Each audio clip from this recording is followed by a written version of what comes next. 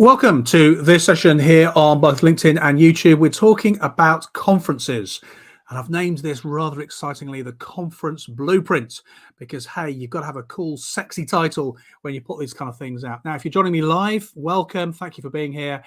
Please do type in your messages as and when they pop into your mind. I will take some questions towards the end, and I'll try and answer any of your questions, comments, or observations as we are proceeding through today's session. So it will be great to get those in from you.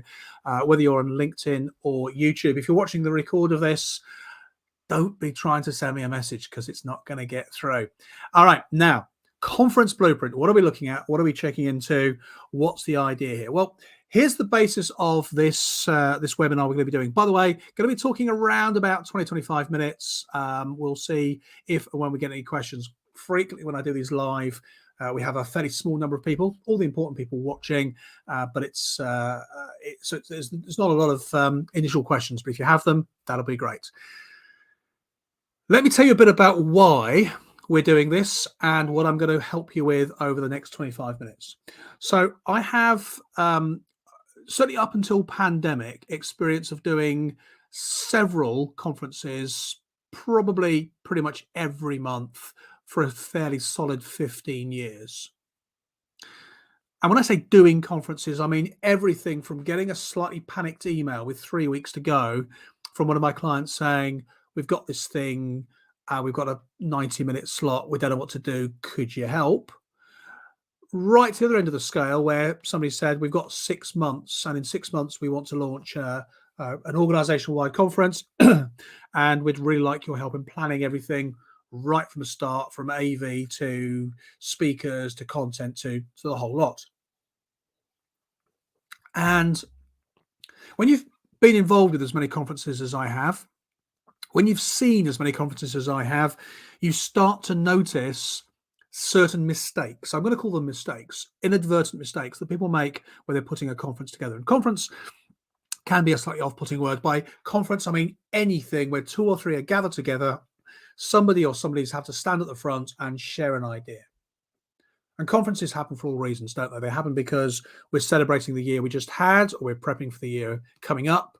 We have a new launch to share with people, product or service. Perhaps we want a reward.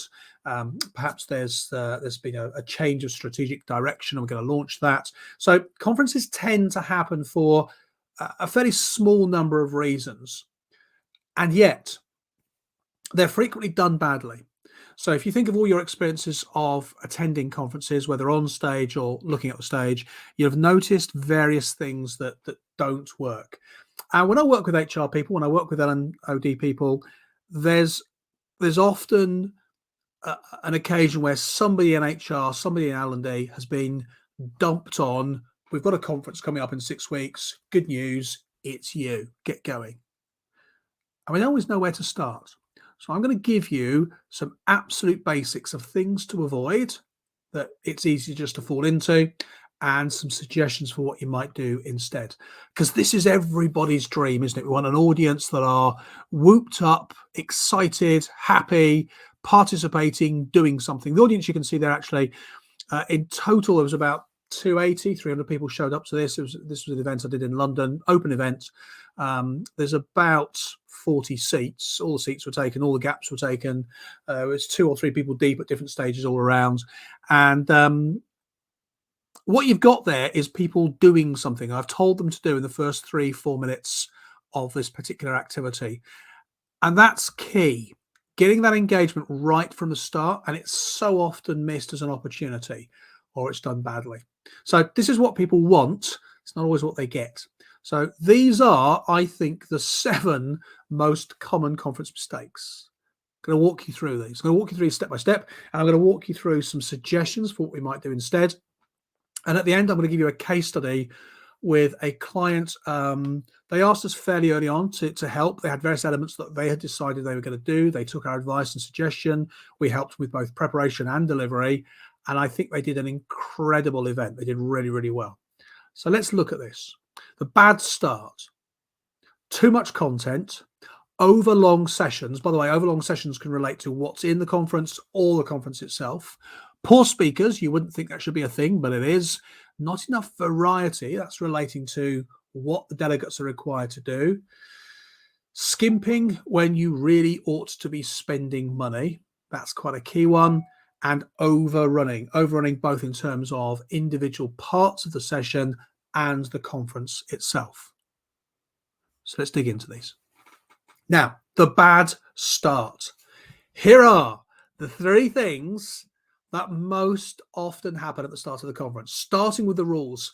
Usually, somebody from HR is made to stand up and run through the rules of the day, the housekeeping. Now, I'm not saying that the rules of the day and the housekeeping are not important. They are. That's not a good place to put them. I'll tell you an alternative in a moment. Second, most common mistake in the start is to have the worst speaker you've got. So I can't tell you how many times I've heard, oh, we're going to put Derek at the start of the day. Derek's the CEO. And I was going, okay, is Derek good, is he? Oh, no, I don't think Derek would mind saying that, he knows he's not a very engaging speaker, but we just want to get him out of the way.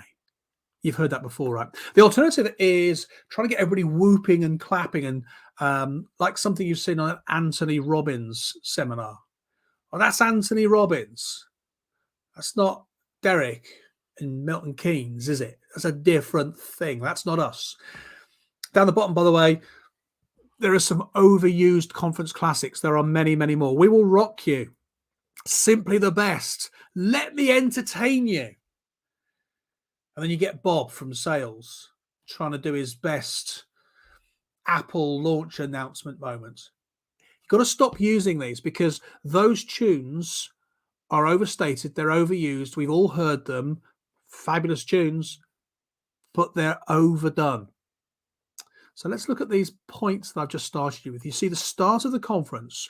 This is when our audience is at its most engaged and most willing, most able to retain and recall. The start of the event, they are most ready to engage and learn and do things.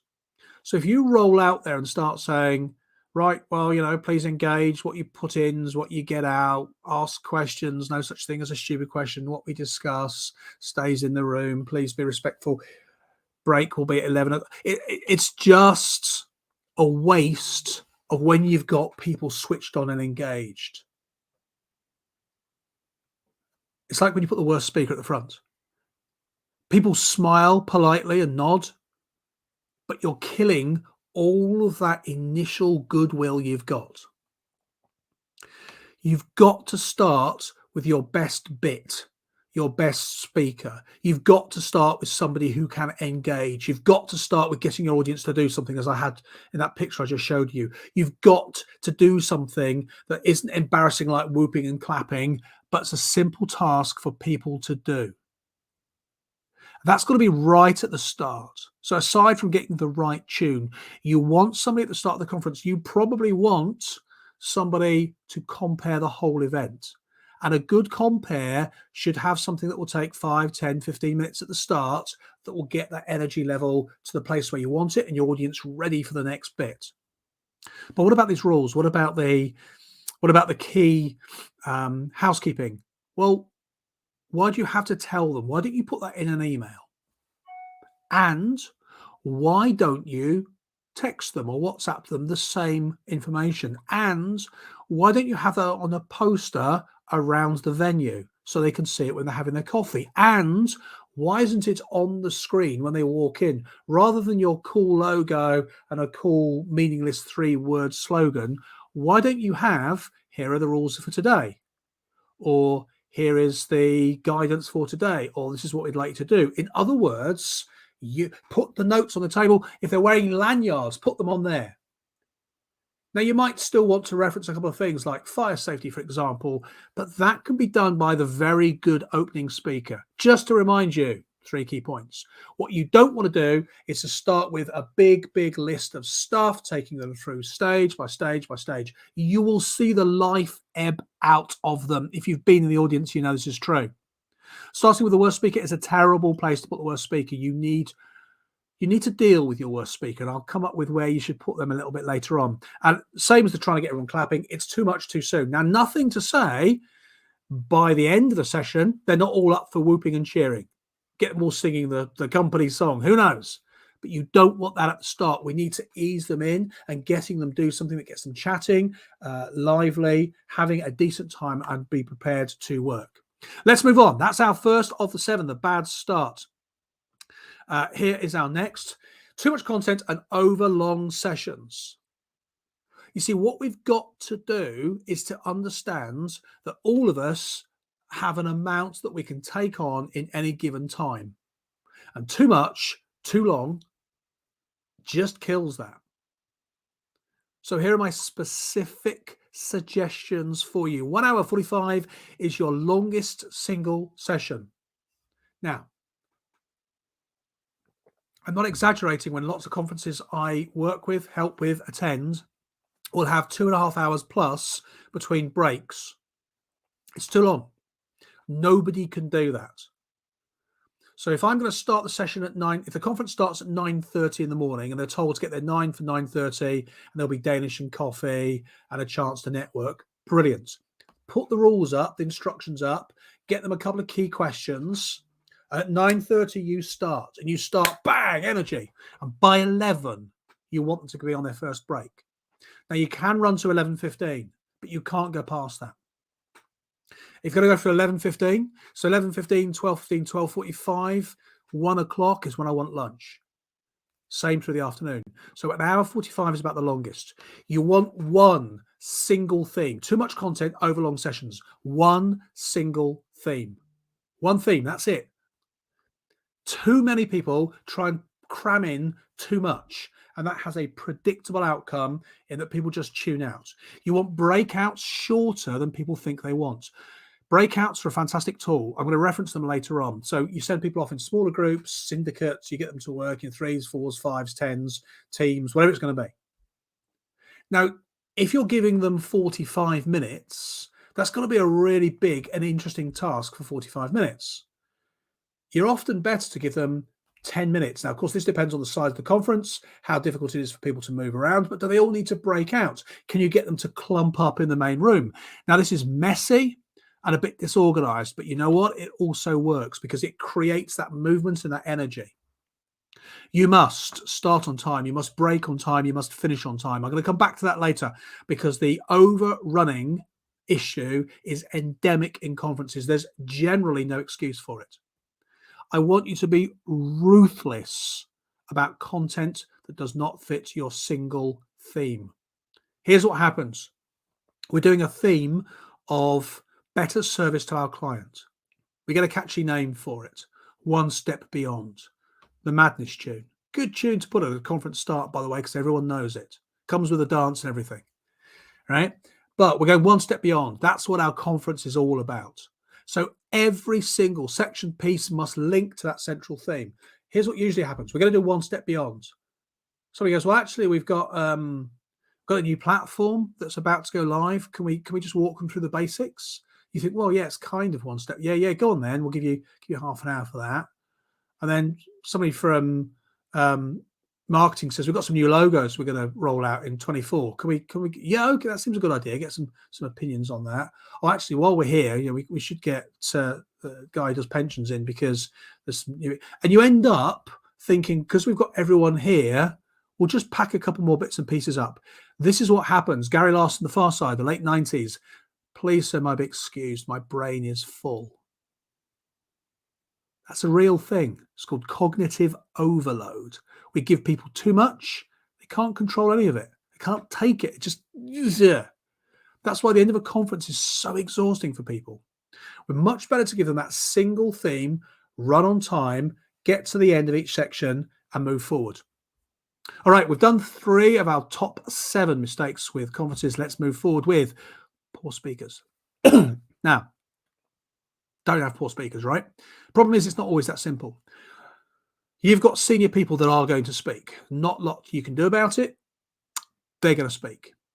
If anyone ever says to you, and this is nearly always at director level, oh yeah, I'll just rock up and wing it. That should be a massive flag to you. Now, I'm not saying you can do anything about it if they are very senior, But rock up and wing it is nearly always a recipe for overrunning, rambling, irrelevant detail, poorly planned slides, things that don't tie up with your overall theme, and just some dross. Here's another key problem with poor speakers. You've got the most boring person in your organization, but he's an expert in whatever, so we ought to give him 10 minutes. And you've also got that person in your organization who has no passion, no shame, no awareness of time, theme, content, anything. But because they're fun and energetic and they'll say anything and they're quite funny, they get half an hour, 20 minutes, 10 minutes. I need you to understand something right now. This is key. A conference is not just about the content that you share. That's about 50% of the battle. That's all, 50%. Of equal importance is who you have to speak and deliver and facilitate. Of equal importance is what your audience are doing, thinking, and saying. Of equal importance is how your audience take those ideas and engage and interact with them. So our most boring person in the organization, but he's an expert, is nearly always the worst choice for a conference. Conference is not just about downloading information. That's what email is for. That's what memos are for. That's what letters and phone calls are for. We want to move people. We want to take people with us. And that's not the most boring person in the world. We don't need finite detail. We can give the most boring person in the world a role to support that section and inform us about it, but we probably don't want them running it. Same with a person with no shame, same with the person who just rocks up and wings it. These are our solutions. Ideally, you want to very carefully manage them. You must have their slides up front to ensure they fit in. Now, again, you don't always have control of this, but let's go aspirational. If you can manage them out because you know how very busy they are, please give me your views and we'll drop it in somewhere else. That'd be really helpful. Can you strictly control the time they've got? I've seen so many senior speakers just talk and they overrun by the exact time they were given. They were given 20 minutes. At 45 minutes, they're still going strong before they finally notice that HR and the conference organizers and in my case, often the compere are all kind of doing this, and then they amble off, leaving everybody else to sort out the mess after them. And that third phrase there is bury them. Here's what I mean by that. If you've got Derek, super boring guy, don't put Derek up front. Bury Derek in the low value sections of the conference. The high value sections of the conference are right at the start or near the start. The high value sections are immediately after lunch and after break. This is when the audience is most ready to engage. If I had to bury Derek, I would start our session bright and lively. I would run that 10, 15 minutes. I'd get our audience doing something. Then I'd hand over to somebody who was very good at what they do, who would launch the key ideas of the conference. If we didn't have that person, I would do that. Then I might get the audience doing something, some kind of activity relating to that high level thought. Then I might, on that feedback, that would take us to break. You can see already there's no space for Derek. Immediately after break, I might do a very quick activity to launch us on something, and then we might drop Derek in. Derek is buried between high energy and high engagement. And energy doesn't always mean running around shouting, by the way, but good delivery. We drop Derek in. Derek does the bit that statistically, politically, he's required to do. Great. Derek can go and we can move straight onto something big and lift people up again. That's what I mean by bury. Linked with this is not enough variety.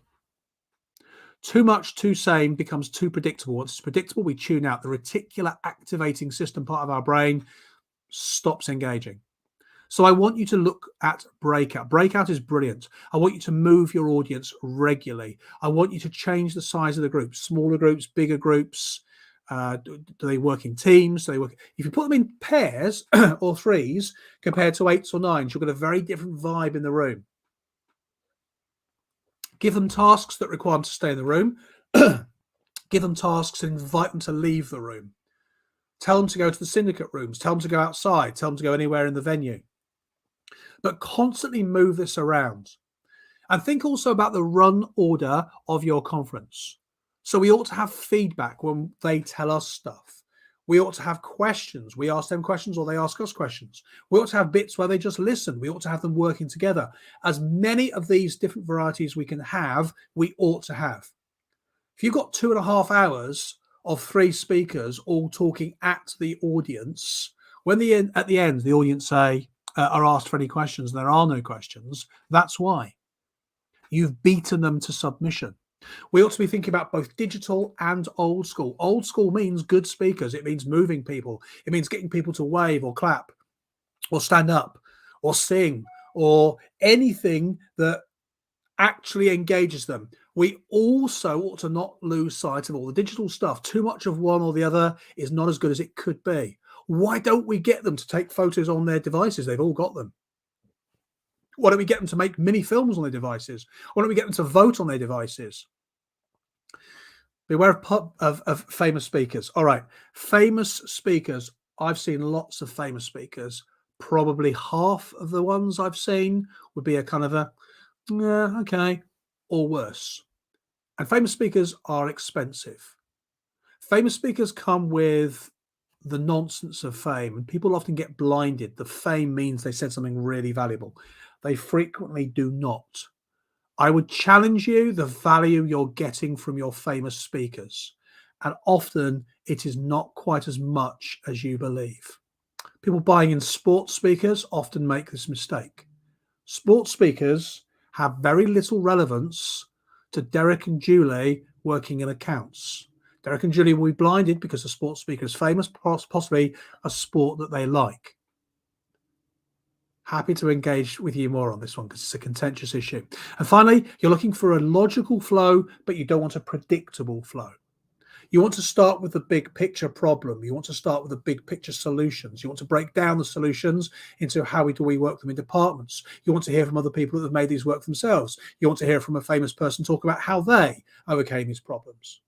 You then want to hear from somebody setting the plan for the next 12 months. Now, that would be a lovely day conference. Lots of different movements, lots of different variety, but all one single theme. If you're going to put a team, a department, your entire business in a room, it's going to cost you a lot of money. If you decide to try and save some money by not getting a decent AV team or product in, or you decide to save money by not hiring somebody like me because, well, you know, Bob from sales, he's quite engaging. Let's get him up. Bob hasn't got the time. Bob's busy. Bob does one of these a year. I do one of these a month, a quiet month. No, it's not a pitch for me. It's not a pitch for AV people. What it's about is this. You need to consider the cost you've gone to just by sticking everybody in a room for the day. Add on the hiring costs. Add on the fact they're not working. Add on the food and the catering. Add on the travel. Add on the keynote famous speaker you've got. Add on all of the stuff you've done. The fact you've been working on this for 6 months. Is it really such a saving not to get that AV guy in, or not to get somebody in to help you compare this? And it nearly always isn't.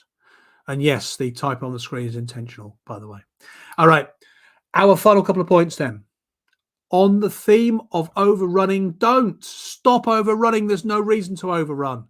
I know Derek overran because you didn't listen to my notes about burying him. I know you let Tom from sales talk too much. I know that the party from Scotland had to leave early. I know. All of these things, I know. But you had the opportunity to not let it be like that. You absolutely must not overrun. And when you want to catch back time, when you want to cut things back, when you want to give them a shorter break to get us back on track, these are all things you've got to do, ideally without sharing it with the audience, because all you're showing with them is you've kind of lost control of it. We're nearly at the point of bringing this session to a close. I said 20, 25 minutes. We're just up to 25 minutes now. So let's just bring this to a nice and tidy close.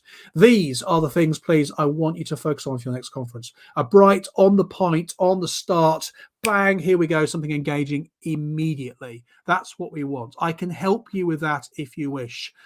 Content that is specific and to the point and is on theme. You want to be driven. You want to have not enough time. We feel like we're always working, not rushed, but we're constantly moving forward. I want quality of speakers, not their expertise. You would be better to get a good compare to give you the overview of a content idea, a piece of software, rather than the software engineer.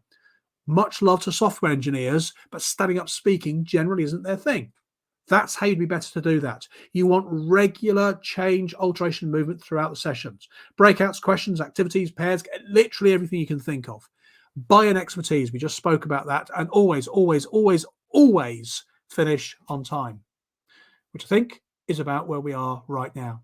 So thank you so much for attending this session all about the conference blueprint. I'm hoping you found this useful and engaging. Do please reach out to me, contact me on LinkedIn, on TikTok, or you can find me on my website, bluebeetle.co.uk. I'd be delighted to help you with your next conference. But for now, I will see you all soon. Take it easy. Goodbye.